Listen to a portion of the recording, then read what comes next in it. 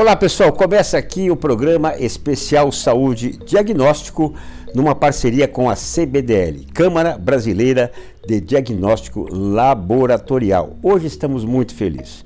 O presidente do Conselho, Fábio Arcuri, vibrou, o presidente executivo, Carlos Eduardo Gouveia, também, com o nosso convidado, tapete vermelho para ele, que é o Dr. José Carlos Barbério. Olha só, hein? Desde 57 atua na área de análises clínicas, é farmacêutico e também bioquímico. Dr. Barbério, que honra tê-lo aqui. Todo mundo vibrou com o seu sim ao nosso convite. Tudo bem com o senhor? Tudo bem, muito obrigado. Eu estou honrado por essa homenagem. Muito bem. Olha, a conversa vai ser longa, vai ser deliciosa. Então vamos inicialmente à palavra do presidente.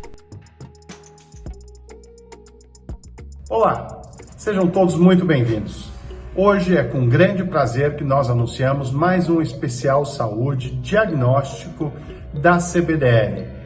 Esse evento hoje será com um grande professor Barbério, conhecido por todos como um dos ícones do mercado de diagnóstico. Ele é um dos pioneiros e não só formou grandes lideranças que hoje militam também no segmento, como deixou marcas indeléveis, marcas que vão se perpetuar, grandes legados para todos nós. Ele continua extremamente ativo e vai nos contar um pouco da sua história, da sua experiência, dos grandes casos que fazem parte hoje de um grande livro ainda por ser escrito. Professor Barbério, seja muito bem-vindo. É uma grande honra contar com a sua presença aqui neste especial Saúde Diagnóstico. Está aí, portanto, a palavra do nosso presidente executivo, Carlos Eduardo Gouveia, que o senhor conhece tão bem, né? E eu gostaria que o senhor comentasse um pouco dessa relação com a CBDL e principalmente sobre este marco de 30 anos que a CBDL completa em 2021. A CBDL está conosco, ou pelo menos as empresas que eu participei, a Criesp Central de Rádio Ensaio, especializada em hormônios, com a CBDL. E depois com a outra empresa, porque a Criesp foi adquirida pelo Fleury, então nós tínhamos que ter uma outra empresa para tratar da importação de material radioativo. E essa empresa era a Gênese, que ficava ali na Berrini, nos instalamos na Berrini, e o Carlos Eduardo, por ser amigo do Ricardo Didil, que era filho do meu ex-sócio Renato Didil na Criesp, tomou as rédeas da Gênese e era muito amigo do Carlos, e o Carlos se aproximou de mim também, porque eu fui o responsável pelas análises clínicas com o Dr. Renato na Criesp por quase 30 anos. E depois pela Gênese. A Gênese não era laboratório de análises clínicas, mas era uma instituição para tratar da importação de material radioativo e servir aos laboratórios. Muito bem, muito bom. E aí, os 30 anos, o senhor participou ativamente da CBDL? Participei.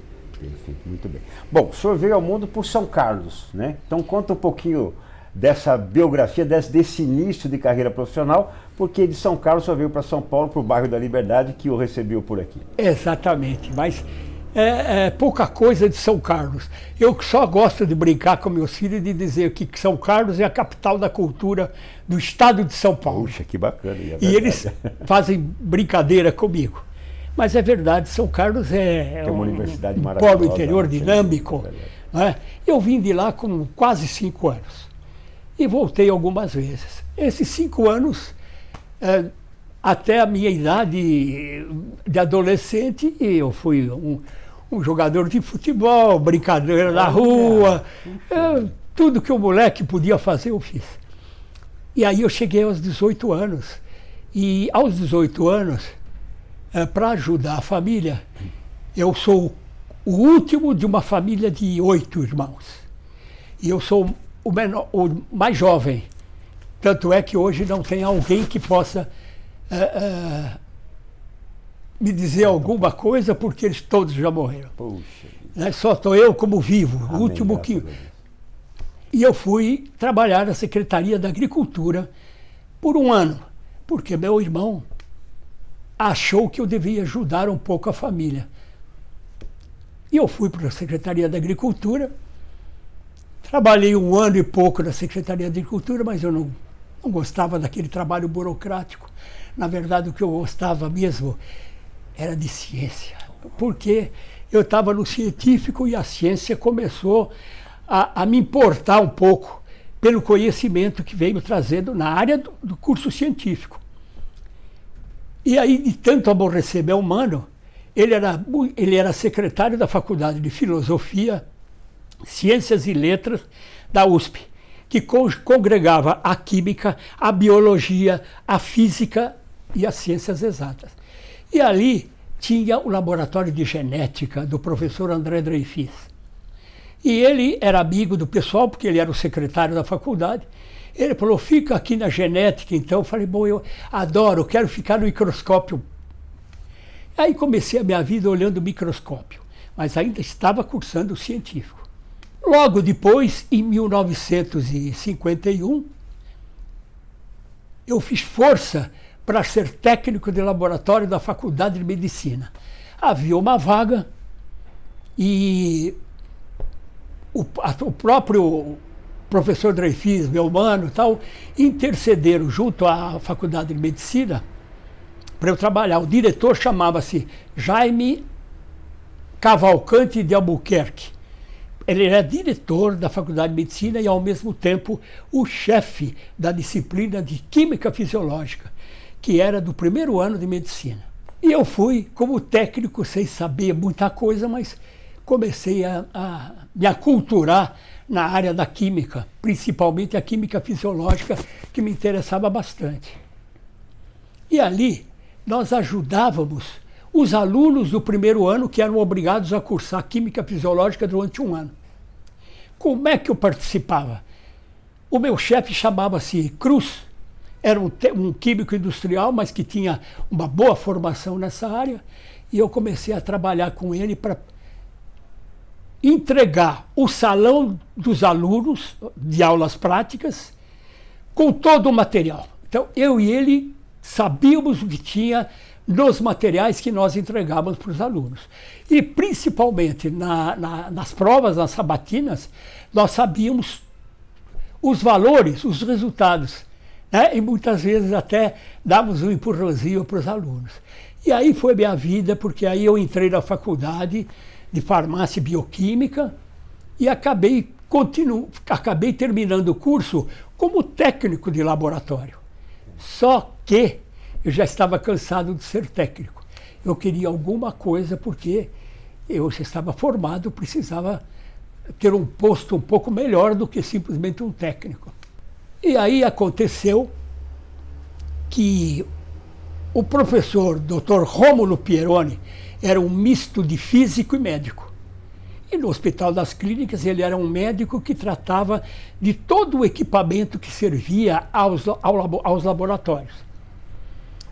Das clínicas, de todo o Hospital das Clínicas. Mas ele tinha uma formação também na área de energia nuclear.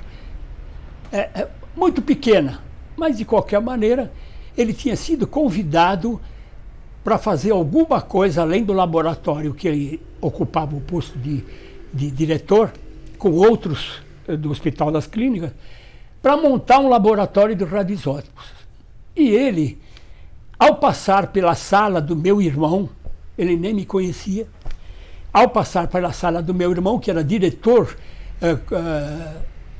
administrativo do Hospital das Clínicas, ele falou, como é? Você não tem ninguém para me indicar para colaborar comigo como assistente do laboratório que nós vamos montar na primeira clínica médica, que era a clínica do professor Antônio Barros de Ulloa Sintra, que era o catedrático. Ele falou, tenho sim, sabe que eu vou lhe apresentar meu irmão, que acabou de se formar em bioquímica. Ele falou, fala para ele me procurar. Espetáculo. Eu procurei o Dr. Pieroni, que eu mal conhecia, só conhecia de nome, porque ele era terrível, né? Ele examinava no vestibular e era terrível. E ele me deu um livro e disse assim, esse livro está em inglês, você consegue? Eu falei, mais ou menos eu leio. eu lhe dou 15 dias para você se ocupar desse livro. Uma bela lição, tem que enfrentar os desafios, né? E eu enfrentei. Enfrentei, eu acho que consegui 60% de entender.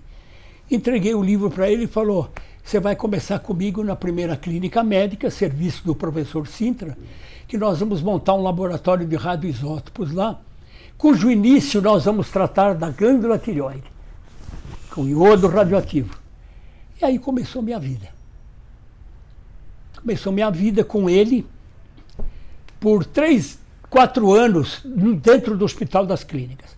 Ali eu conheci o hospital inteiro, me relacionei muito e grandemente com todos, com médicos, funcionários.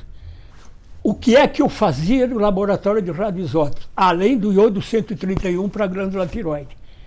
Nós importávamos alguns radiofármacos, que é uma palavra até que está em moda agora, depois de tanto tempo. Nós importávamos alguns radioisótopos necessários para a gente fazer pesquisa. Então aquele material chegava, às vezes a importação demorava, os médicos ficavam ansiosos, mas de qualquer maneira ele chegava. Quase 5 anos depois, o Dr. Rômulo Pieroni, ele me chamou e disse assim, olha, o teu tempo já está esgotando aqui nas clínicas, porque o nosso prédio no Instituto de Energia Atômica, lá na cidade universitária, está quase pronto. E o departamento que você vai trabalhar é aquele que eu sou o diretor, o departamento de radiobiologia. Radiobiologia. Você vai para lá, porque eu quero que você comece a pensar em ter esses radiofármacos aqui, produzido ou preparado por tua mão, ou por quem for te ajudar. E realmente, em 1963, eu fui para o Instituto de Energia Atômica, e lá com o meu pessoal, nós começamos a exercitar a preparação, nós não sabíamos muita coisa, preparar um radiofármaco, controlar esse radiofármaco, ver a pureza desse radiofármaco, para depois entregar no Hospital das Clínicas para as experiências. Eles do Hospital das Clínicas iriam dar a nós a resposta. Se o produto, o preparado estava bem ou ruim, ou se faltava alguma coisa. Mas nós íamos até o fim. Nós preparamos o produto, fazia a purificação, a pureza radioquímica e a pureza biológica também. Espetáculo. Aí, até para introduzir em animais antes de entregar no Hospital das Clínicas. E assim nós fomos indo. Fomos progredindo, e essa preparação tornou-se uma pequena produção. De tal forma que em 1970, eu já tinha viajado algumas vezes, mas em 71, Pieroni me chamou e falou, você vai à Tchecoslováquia, porque lá tem um grande professor que domina a área de purificação de radiofármacos, controle de qualidade, e eu quero que você vá lá. Enquanto isso, eu estou construindo o prédio que você vai ser o chefe. Puxa, já tem uma evolução. Esse prédio já estava, eu fui para a Tchecoslováquia, quando eu voltei, um pouco depois foi inaugurado o prédio chamado Divisão de Radiofarmácia. O chefe fui eu.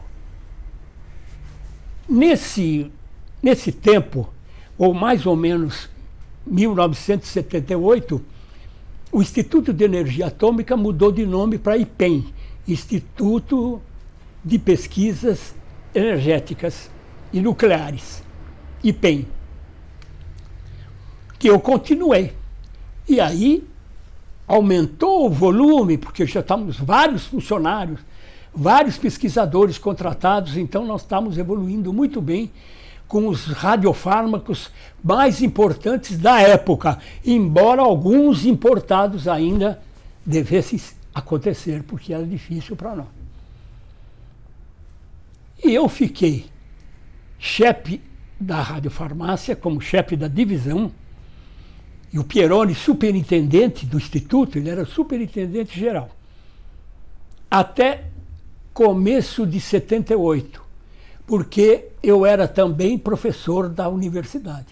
Eu não queria largar nenhum e nem outro.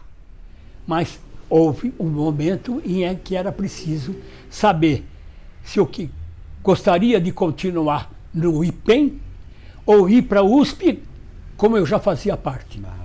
Então eu terminei a minha carreira na USP, já tinha feito tudo, mestrado, doutorado, livre docência, professor associado, e fui fazer o concurso para professor titular. Que espetáculo, puxa. E ganhei o concurso com um outro candidato, que também era nosso amigo, que depois passou para a Escola de Educação Física, e fui o professor da disciplina de Metodologia, Aplicações e Radioisótopos, que foi uma necessidade, uma obrigação que o Ministério da Educação exigiu que fosse dada essa disciplina aos alunos de bioquímica.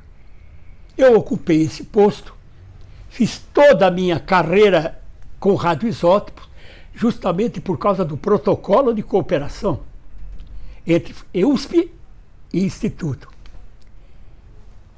E passei a ser professor titular da Universidade de São Paulo em 1978, ao final. Logo depois fui o chefe do departamento e em 1982 o reitor me guindou a diretor da faculdade.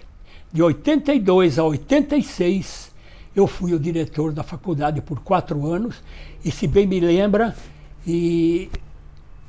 fui muito bem como diretor, porque até hoje muita gente se recorda da minha direção. Muito bem.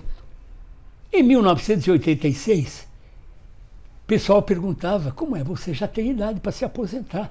Você está com 56 anos, você já começou com 18.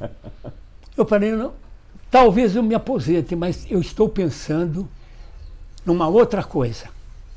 Eu tinha como amigo o Dr. Renato Didio, médico endocrinologista, muito amigo do Carlos, e que era pai do Ricardo Didio. O Ricardo Didio era apenas um estudante, ou era formado em administração. E o Renato Didio me procurou, um pouquinho antes, quando eu era diretor, que eu podia ajudá-lo na área de radioisótopos, porque ele, como médico, estava muito interessado em hormônios. E ele sabia que hormônios era uma novidade e que muita gente... Eu respondi antes que ele terminasse: posso te ajudar. Eu estou nessa área no IPEM também. Você se encantou com a proposta. Exatamente. Também. Eu estou... O que é que você quer? Olha, eu quero determinar hormônios, porque hormônios ninguém sabe calcular nem determinar. Mas os médicos estão desesperados e querem hormônios. Isso já no final da década de 80, quer dizer, ainda não se não. tinha... E isso mais ou menos... Essa ideia do Renato veio de 1973. Ah, lá para trás. Lá para trás, mas eu não podia, como professor em tempo integral, eu morria de medo em fazer alguma coisa fora do meu horário em outros lugares. Eu tomei muito cuidado com isso. Então eu apenas assessorava o Renato. E aí então veio a Criesp, que ele quis dar o nome de Central de Rádio Imunoensaio de São Paulo. Por que rádio imunoensaio? Porque a técnica que leva à determinação de hormônios chama-se radioimunoensaio. Quer dizer, você combina o radioisótopo com a imunologia.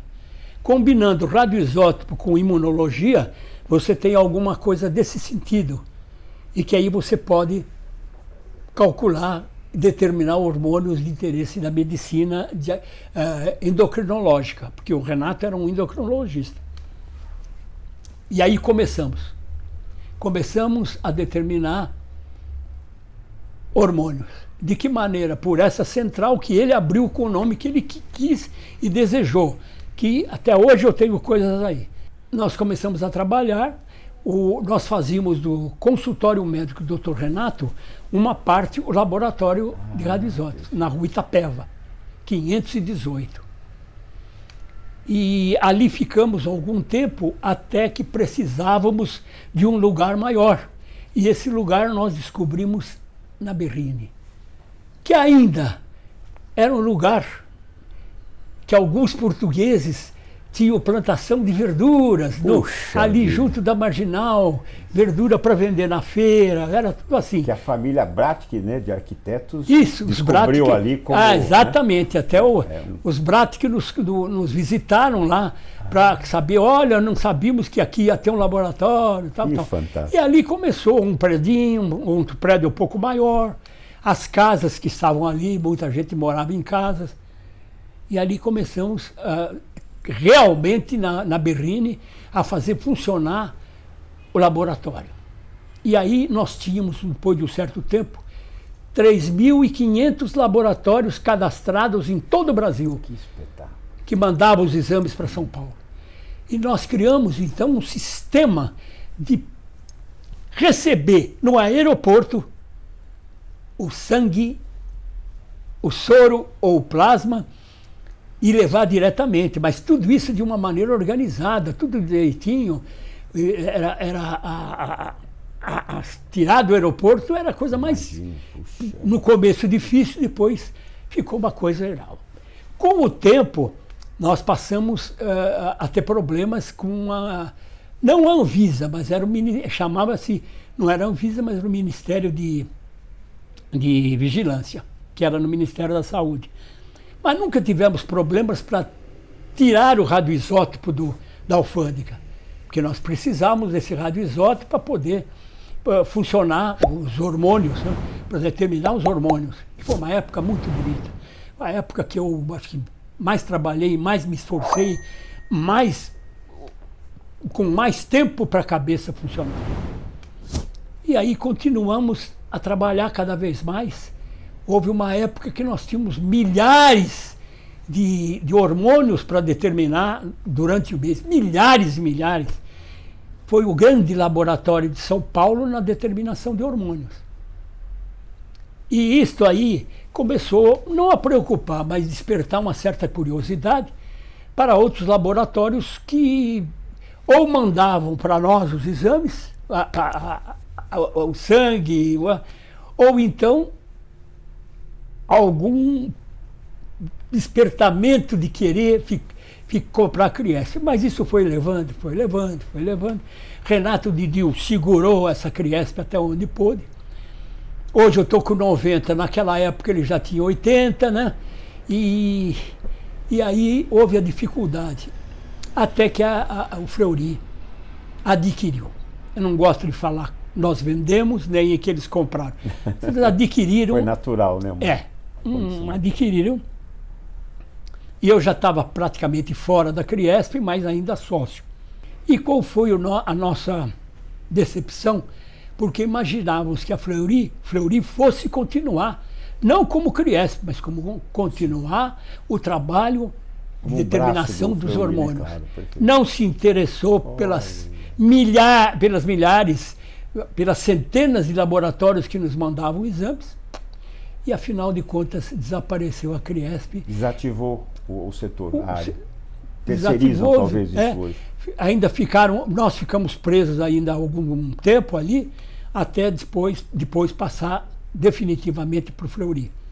Eles até criaram uma pequena instituição, não com o nome de Fleury, mas com o nome que eles deram para que pudessem continuar, mas não continuaram. Sumiu a Criesp e depois de um certo tempo apareceu um laboratório, uma parte do Fleury que chamava-se, até hoje, A+. Perfeito, é verdade. No A+, estavam os laboratórios que o Fleury adquiriu.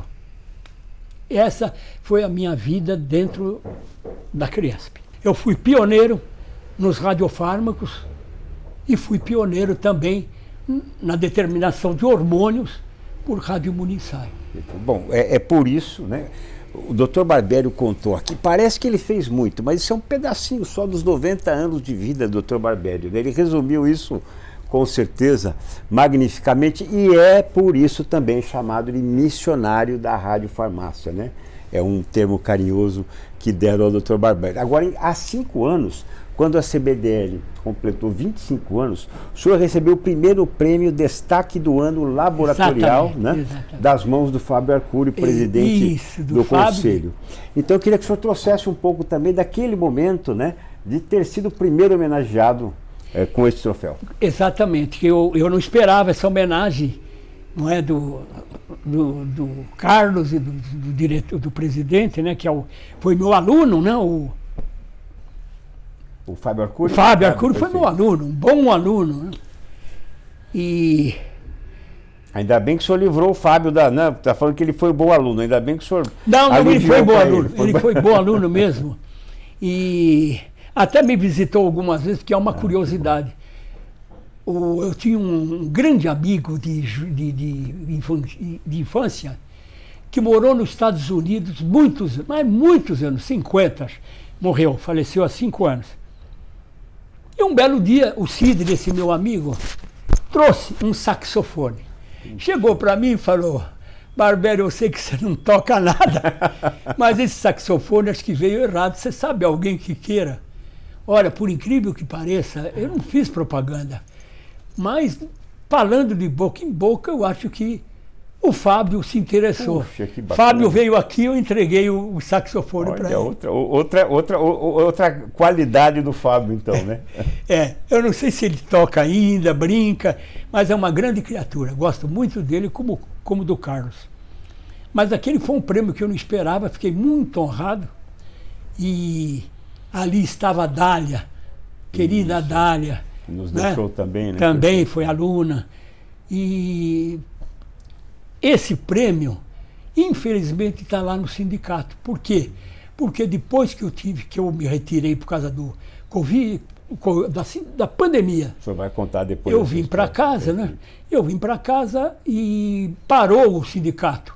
O sindicato parou e depois, com a venda há 6 meses, eles recolheram tudo numa caixa. Eles falaram: Barbieri, quando nós pudermos, nós vamos entregar essa caixa com todos os seus pertences. Tenho várias coisas. É uma das 31 homenagens que recebi na vida. Que espetáculo. Eu recebi 31 homenagens. Não, o senhor realmente é muito admirado, muito respeitado. Foi. E olha, quem pensa que o Dr. Barbieri já se aposentou, faz lives, compartilha o conhecimento e ainda é o presidente do IEPA, né? Do Instituto de Ensino e Pesquisa da área da saúde. Então, olha só que atividade, que coisa, chegando com essa memória maravilhosa aos 90 anos. Agora, a área assim da academia é algo fantástico, né? É uma doação, é uma missão, se entregar ao ensino. Queria que o senhor trouxesse um pouco também desse sentimento, né, de por tantos anos, né, ter dado aula, ter dirigido um departamento, que é uma responsabilidade ainda maior. Olha, um detalhe a posterior foi o seguinte: quando eu fui indicado para ser o diretor da faculdade, me disseram: professor, o senhor não precisa dar aula não, viu? O senhor precisa se ocupar só daí. Eu dei aula durante os 4 anos. Puxa, que fantástico. Eu dei minhas aulas e, evidentemente, no 4º ano que terminou o meu mandato, eu dei algumas aulas, porque eu estava ocupadíssimo demais. Eu fui diretor do campus avançado da USP em Marabá, que continuou o projeto Rondon. Eu fui o diretor do campus avançado. Eu fui a Marabá algumas vezes, não de carro, porque eu não aguentava, mas alguns funcionários até iam de carro. Ganhei até um carro para fazer essa viagem, mas eu ia de avião. E Marabá era uma cidade incrível. E eu fui obrigado a tomar conta de Marabá um tempo, ia lá 3 vezes por ano, durante 3 anos eu fui umas 4 ou 5 vezes lá. Nós tínhamos uma casa lá que era da USP, e lá nós tínhamos um grupo que tratava de atender análises clínicas, medicina, odontologia. E cada vez que eu ia, eu levava comigo professores de medicina, de farmácia, de odontologia. E assim por diante, eles iam comigo e a gente corria durante 3 dias todos aqueles lugares muito pobres, junto ali do rio, né? Do Rio Tocantins. Mas foi uma boa experiência que eu tive como diretor do campus avançado. Nós estamos falando muito, o senhor citou agora aqui a pandemia do coronavírus, e é importante lembrar, doutor Barbério, que essa é a principal crise sanitária que nós estamos vivendo. Mas, infelizmente, a gente fala isso, né, com dor no coração, a crise sanitária ela faz parte da nossa paisagem. Né? Praticamente 50% da população brasileira não tem acesso, né, ao sanitarismo. O senhor viveu outras crises sanitárias, né? Vamos relembrar um pouquinho, né? Vou lembrar um pouquinho o HIV, o chikungunya, as vacinas que hoje são necessárias anualmente de gripe. Essas fases, mas que não levava, muita gente não deixou de morrer, foram curadas em tempo hábil. E nós não podemos esquecer da gripe espanhola, que meu pai me contava. O que é que foi a gripe espanhola? Até cemitérios foram criados. O cemitério do Araçá é criação dos mortos da gripe espanhola. Puxa, que tristeza. E aí, por que o cemitério do Araçá? Porque ali era livre, em frente à Faculdade de Medicina. E em frente ao Instituto Emílio Ribas, que estava começando a funcionar. Então, as coisas ficavam ligadas porque os caminhões de mortos eram um atrás do outro. Isso aí meu pai, até ter fotografias de caminhões carregados de cadáveres que iam para o cemitério do Araçá. E aí o cemitério, esse não aguentou, foi aberto o cemitério São Paulo, lá embaixo em Pinheiros. Quer dizer, não morreu tanta gente como morreram na gripe espanhola. Ali sim. Na gripe espanhola. Ali foi demais, porque ali vacina. A ciência estava de mãos atadas, né? Absolutamente de mãos atadas. Não tinha vacina, tinha que encostar o jeito, deixar ele quietinho e tal. Mas de todas essas doenças, eu acho que essa pandemia que me pegou adulto, né, me pegou velho, já idoso, essa foi terrível. Porque mesmo com a vacina, ninguém sabe nada dessa doença. É verdade. Até hoje não sabem direito. Ainda está em estudo constante. Está em né? estudo constante. As próprias vacinas ainda continuam exatamente, sendo estudadas, né? Melhoradas, né? Qualificadas e tudo mais. Doutor Barbério, o senhor participou de grandes entidades, dirigiu, presidiu grandes entidades, né? E nós estamos aqui, né, na nossa querida CBDL. Qual é o seu marco, né, o seu momento, doutor Barbério CBDL, que a gente pode registrar aqui? Eu acho que o meu momento maior na CBDL foi fazer parte dessa corporação, né? Que eu ia às reuniões e gostava muito do pessoal, discutíamos várias coisas. E aí foi uma surpresa saber que eu ganhei a comenda, né, da CBDL. E para mim foi uma honra. E achavam que eu não ia comparecer, mas eu fui, compareci, ali fiquei, já estava com a minha bengala. Para mim foi não uma dificuldade, mas um prazer dentro de certa dificuldade. Mas fui lá, recebi, fui homenageado, dei algumas palavras da minha lavra para dizer como era a CBDL e quem eu era. Essa é uma parte da minha vida. Aliás, eu quero registrar que nesse discurso do senhor, quando o senhor recebeu, né, o destaque da área laboratorial pelos 25 anos da CBDL, o senhor citou uma frase, né, que me chamou bastante atenção. Comemorou 150 cursos realizados pelo IEPAS. Então, eu queria que o senhor trouxesse um pouco da preocupação que o setor tem com a qualificação do colaborador, dos profissionais da área. Muito bem. O IEPAS, eu fazia parte do...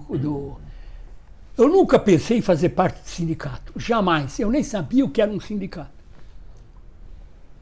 Mas foram me buscar. Como?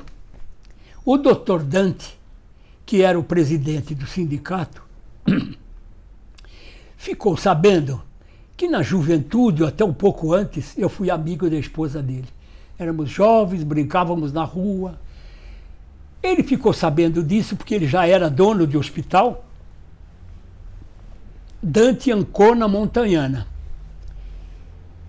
E um dia ele me telefonou, falou, olha, fiquei sabendo assim, falei, pois é, doutor Dante, tratava ele como doutor Dante, pois é, doutor Dante, fui amigo da Neuza, dos irmãos da Neuza, ah, que maravilha, tal. Eu posso te visitar nesse laboratório que você tem? Como é o nome mesmo? Eu criei. Ele foi me visitar. E nós pagávamos mensalmente e religiosamente o sindicato, porque era uma obrigação. Mas o Renato Didio, como bom calabrês, eu sou calabrês também, mas ele era um calabrês terrível. Ele falava: o quê? Vem aqui o presidente do sindicato que leva dinheiro nosso todo mês. Isso é verdade. E eu amenizei o Renato, falei: vem conversar com você um pouco, quer conhecer essa área tão nobre que é a determinação de hormônios. E ele foi. Mas eu tinha alertado ele um pouco antes, eu falei: Dante, não se impressione com o Renato. Renato também é calabrês. E o Dante chegou lá com o carrinho dele, não foi mais ninguém. Foi lá sentar com o Renato e o Renato já começou. Pô, que esse sindicato? O que ele faz? E nós temos que pagar todo mundo. Mas ele amenizou. Vamos subir e tomar um café. Fomos tomar um café, um lanchinho e tal. E a coisa ficou amena. Como outras vezes também ficou amena por causa de outras pessoas que foram lá. Mas o Dante foi o primeiro que foi e tomou esse choque, mas logo ele também era um sujeito batuta, presidente de sindicato, levou tudo na conversa e quando chegou no final falou assim: Renato, você é meu colega, quero te perguntar uma coisa, você podia me emprestar o Barbério para ir pelo menos 1 ou 2 vezes por semana? Olha, que fantástico. Renato virou e falou, aí me lembro muito bem, falou: ó, leva o Barbério, pode levar o Barbério, que é ele que toma conta do sindicato. E eu falava: não, eu só pago, não sei nada. E aí eu comecei com o Dante. Na primeira eleição de renovação da diretoria, ele me pôs como suplente de tesoureiro. Suplente, vice-tesoureiro. Na segunda eleição, ele me colocou como chefe da tesouraria. E a Criesp já tinha sido adquirida, eu estava livre. Comecei a trabalhar com bastante estímulo no sindicato.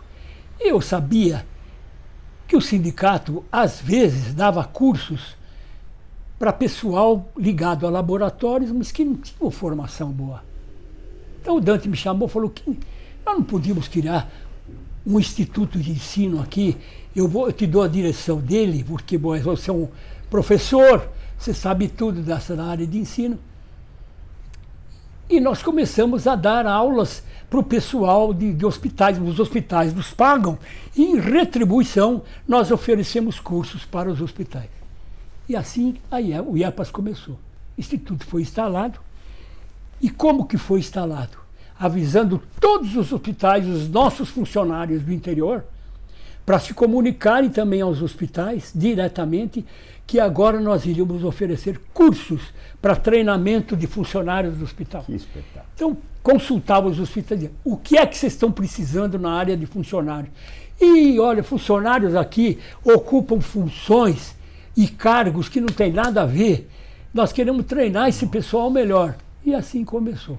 Nós damos curso em São Paulo, mas sempre dependendo do número de pessoas, né? Eram 30, 25, 20, e em várias regiões do estado onde nós tínhamos escritório. Sempre tínhamos 15 ou 18 alunos que iam se informar um pouco, né? Eu digo, não é formar, mas se informar melhor daquilo que eles faziam. E como eles faziam muitas perguntas interessantes, como é que eu faço isso, como é que eu posso fazer aquilo, então a coisa abria. Porque os professores eram de primeira, eram enfermeiros, enfermeiras, médicos, nós tínhamos de tudo. E os assistentes, os alunos, que eram os próprios enfermeiros, técnicos de enfermagem, não é? Era todo esse pessoal. E vingou, o IEPAS vingou. Certamente a história do senhor com a academia foi revivida, né?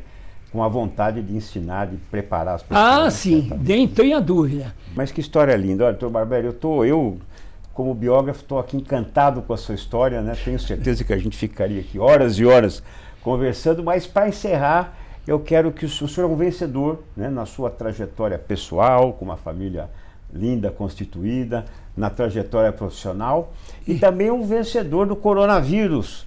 Então, quero que o senhor conte para a gente essa emocionante experiência, infelizmente, que o senhor viveu o coronavírus, mas que o senhor pode dizer, eu venci o coronavírus. Posso. Eu tenho 4 linhas escritas no dia 3 de março de 2020. Estava começando. E eu me invoquei porque todo mundo começou a falar e muita besteira. E em 4 linhas eu coloquei no Facebook, que agora não, que eu coloquei assim: atenção, minha gente, está chegando uma moléstia, uma doença indefinida até agora. Não tem vida própria, eu me lembro que escrevi isso. Não tem vida própria porque é um vírus. Ela só vive porque ela se agarra a uma proteína. E quando agarra essa proteína, ela entra em qualquer um de nós. Nós vamos ter que atravessar um momento difícil na vida de todos nós. Eu lhe passo, pai. E eu disse assim: só haverá uma maneira de nós controlarmos esse coronavírus. É a vacina. Olha, o senhor já anteviu tudo. Eu terminei assim: a vacina será o futuro e será sempre necessária para essa doença. Até hoje. Sem dúvida. Já estão dando a 3ª dose que eu vou tomar agora também. Israel estuda até a 4ª dose já, né? Eu escrevi isso, gostei de ter escrito isso, porque de vez em quando eu mando isso para o meu pessoal amigo, para eles lembrarem que a vacina eu já falei no dia 3 de março de 2020, porque no dia 6 de março foi o último dia que eu trabalhei.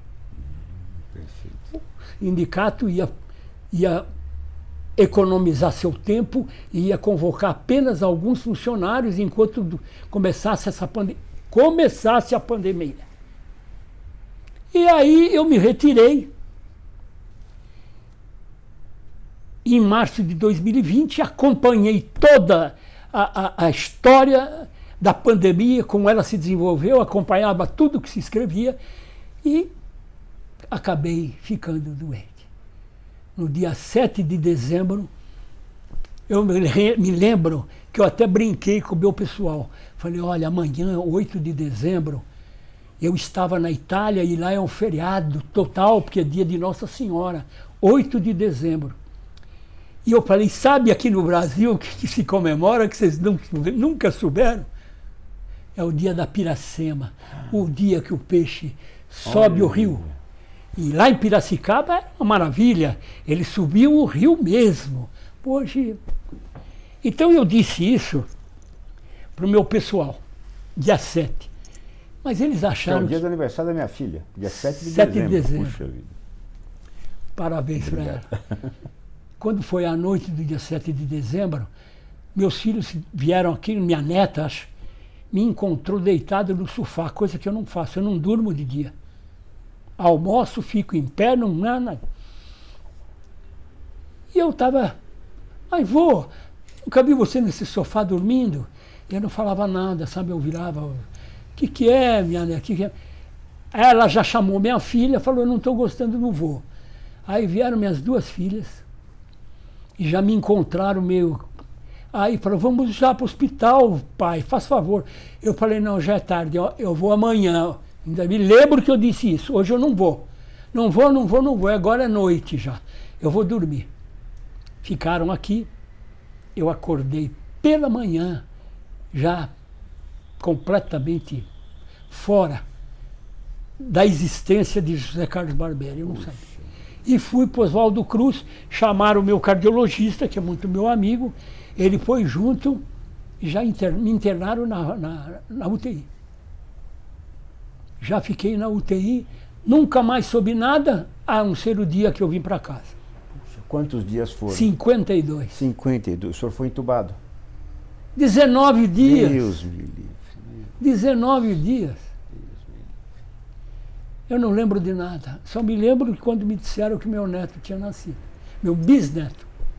Puxa vida. Olha, No dia 21 de dezembro. 21 de dezembro eu acho que fiquei sabendo dias depois. Doutor Barbieri, por esse depoimento emocionado, para a gente encerrar, tem gente que fala: qual é o preço da vida?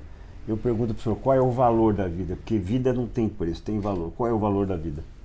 Eu vou lhe contar. O valor da minha vida, eu dou ao meu irmão mais velho, que foi meu irmão mais velho. Ele foi minha mãe, ele foi meu pai, ele foi meu tio. O que é que se desejar que ele tenha sido, abençoado, ele foi, né? Foi abençoado. Parabéns, que história linda, Dr. E Barbieri. eu acho que a minha cabeça está boa. Espetacular. Porque se o corpo ainda não está bom, eu tenho a minha cabeça que... Fantástica. O senhor nos encantou aqui com a sua história. Dr. Barbieri, quero agradecer demais. Olha, nós nos mantivemos uma distância. Vamos dar só um soquinho, então. Muito bem, nessa foi um despedida. prazer enorme. Uma alegria. Uma satisfação muito grande estarem os dois aqui. O biógrafo, o historiador, Obrigado. que muito me honra, porque eu gosto de história também. Dr. Barbieri, muito obrigado. Parabéns pela isso. O senhor ajudou a escrever a biografia, a história do diagnóstico laboratorial no Brasil. Então é uma honra tê-lo aqui. Muito obrigado, Dr. Barbieri. Eu é que agradeço, repito outra vez, muito obrigado a vocês. Eu não esperava toda essa pompa dessa entrevista. Fico muito feliz. Bem, muito bem. Está aqui, portanto, o nosso querido Dr. José Carlos Barbério, aqui participando do especial Saúde e Diagnóstico, contando, sem dúvida alguma, um pouco da história dele, que também se confunde com o diagnóstico laboratorial no país. CBDL, Diagnóstico para a Vida. Obrigado pela sua companhia, inscreva-se no canal e até o próximo programa. Tchau, pessoal!